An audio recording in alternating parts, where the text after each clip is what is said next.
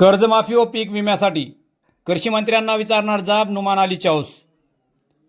राज्याचे कृषी मंत्री माननीय नामदार दत्तात्रय मामा भरणे यांच्या होणाऱ्या माजलगाव दौऱ्यादरम्यान बीड जिल्ह्यातील शेतकऱ्यांच्या कर्जमाफी व पीक विम्याच्या प्रश्नांवर त्यांना जाब विचारणार असल्याचा इशारा मौलाना आझाद युवा मंचचे बीड जिल्हाध्यक्ष नुमान अली चौस यांनी दिला आहे।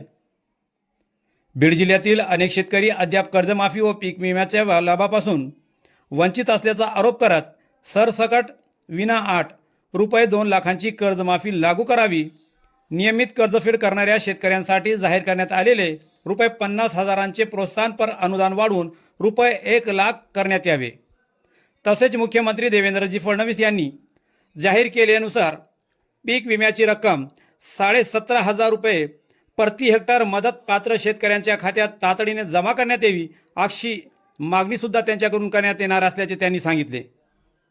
शेतकऱ्यांच्या न्याय हक्कांसाठी शासनाने तातडीने निर्णय घ्यावेत।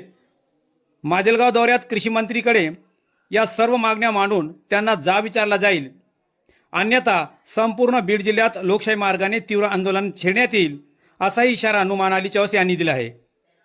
बीड जिल्ह्यातील शेतकऱ्यांच्या प्रश्नांकडे शासनाने गांभीर्याने लक्ष देऊन तातडीने सकारात्मक निर्णय घ्यावा, अशी अपेक्षा शेतकरी वर्गातून होत आहेत। यासोबत आपण पाहतात SKF न्यूज, सलमान सय्यद सोबत पात्री।